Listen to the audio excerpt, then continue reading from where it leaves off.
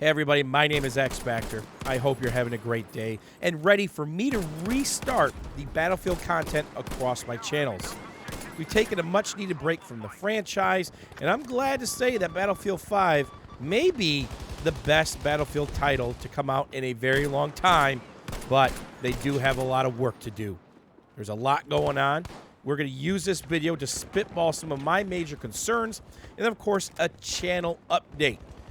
If you can hear a little crud in my upper respiratory, that's because Bentley and Berkeley are 5 and 6 years old now. They both can read, go to school daily, bring me tons of gifts from art class, and of course, those precious little germs, all their germ-plaguing friends, are bringing to school on a daily basis. So I apologize for the delay in the videos. Kind of hard to make videos when you're hacking up along with all the asthma going full bore.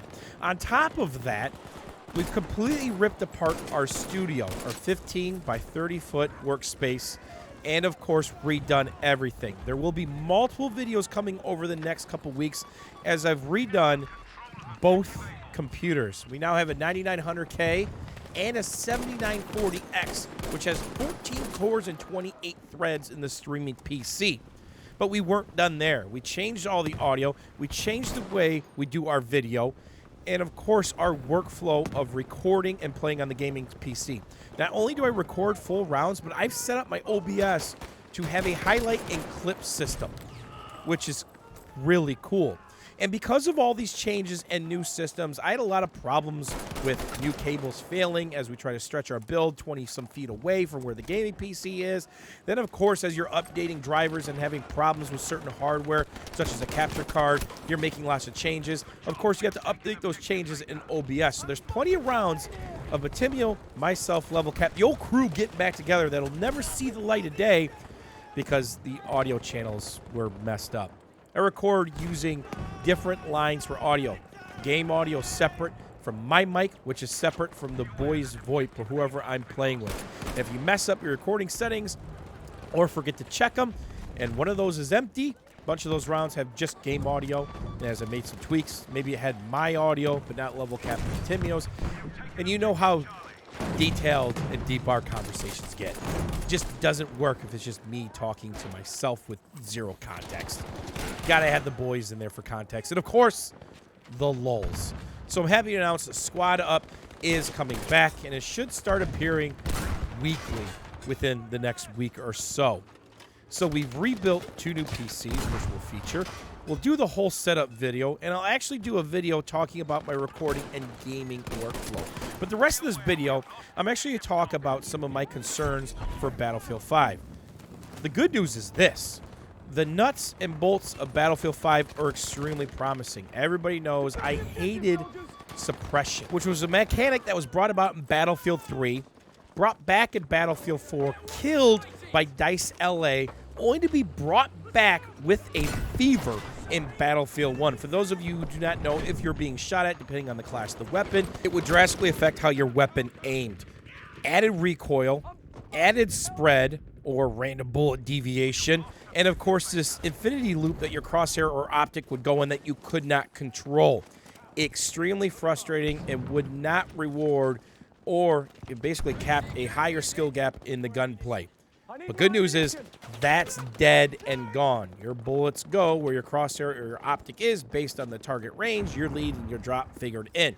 Now, Battlefield 5 does have a pretty heavy flinch or aim punch, but they are keeping their eye on that. Another thing they fixed is the grenade spam. Absolutely fixed in Battlefield 5. Not only can you swat away enemy grenades, you don't want to do that with an incendiary, because you're going to have a mouthful of fire. And of course, what goes in as fire comes out, even worse. Or you can just shoot them. You can actually shoot your own grenade in the air and basically airburst people out of windows or camper spots. So the nuts and bolts, the mechanics of the gameplay are pretty darn good, and they're not frustrating. One of the major reasons I left Battlefield 1 is all that stuff just wasn't being addressed. The gunplay was addressed at the end, but too little, too late. So DICE picked up where they left off and made several improvements. So what else is going on in Battlefield 5 that you need to know about before you pull the trigger? First and foremost, there is a tick rate or time to kill bug. A lot of people talking about insta-deaths on Battlefield 5. And it's not when multiple people are shooting at you, which should be the case. It's 1 frame or 2 frame deaths. On their screen or your screen, you're dumping rounds of them, and the TDK, or the time to kill, would seem normal. But when you receive it, sometimes it's absolutely instant. Now, of course, there are balanced weapons that DICE devs have already talked about keeping their eyes on and making tweaks on. For instance, the Medic class, the SMGs, are terabad. They're not even very good up close and personal where they should be. Forget about medium and long range. You're going to get your head taken off. And there are a couple support weapons when bipoded up, and one might have a time to kill bug or tick rate bug. It's just instant death, but only when they're bipoded up. Now that goes into another problem with Battlefield 5. Some of these settings, no matter what you do on a video side, you simply cannot see people. We all know the beta had massive problems of visibility. The good news is it has improved in dark hallways and corridors, but it needs to improve even more. Now, everybody knows that you can go prone backwards where your legs kick up. Now, the problem is anybody that you kill is already writhing around in pain as long as somebody in their squad's still alive or there's a medic around. Guess what? Those two animations look extremely similar. So it's one of those things where you actually start shooting down bodies to see if you get a hit marker. And that little bit of distraction on a down body, you might miss the guy who's actually alive and backwards prone. A lot of flopping fish on the ground. It makes it extremely tough. And a lot of the grays in the map, depending on which side you are, their uniforms or outfits extremely blend in to the rubble piles and the dust that you see on the screen. So visibility is still an issue. And no matter what setting you do, the game's just blurry. I play at 1440p on rather high settings, and no matter what I do, the game is blurry, and there is some config file change that you can make. DICE has said they can't exactly turn off the anti-aliasing because it would break certain things. They haven't gone to specifics behind that, but they are keeping their eyes on it, and hopefully they make some tweaks in the next couple months. By now, you've already seen the issues with bombers. People can have fully loaded bombers. They go from one spawn to another, kill 4, 5, 15, 16 people. I've even seen an 18 bang on Twitter. That's something DICE needs to rework extremely quick because that's the cheese right now. Grab a bomber, go for their gimme flag, and let it fly. Insane and not very well balanced. Performance issues and stuttering. A lot going on right now with that. Even with the 9900K and a 2080 Ti, still getting micro stutters, and it's not just me. It's pretty much everybody I know who has any sort of medium to high-end gaming system, so that's something that DICE needs to take a look at. Broken keybinds and settings. Sometimes when you make a video setting change, it doesn't stick. You reset your game, it's back. It's actually caused performance issues for some people, whereas they might turn on future frame rendering, which helps your FPS, but gives you some input lag, and then they can't turn it back off.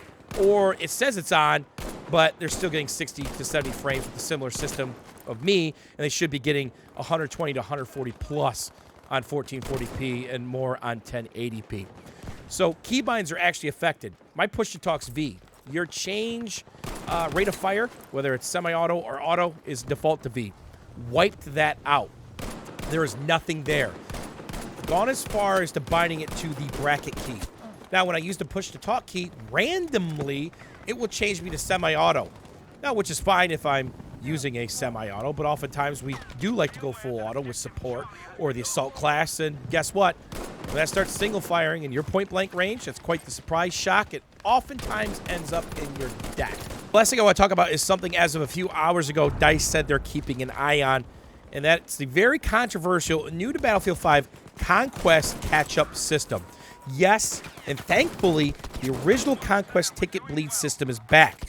For those of you who played BF4 or B4, he who had the majority of flags put the opposing team on a ticket bleed. It was an all-or-none situation. You had 3 of the 5 flags, they were bleeding no matter what. You had 4 of the 7, they're on bleed. Remember, that's different from Battlefield 1, but they added something new.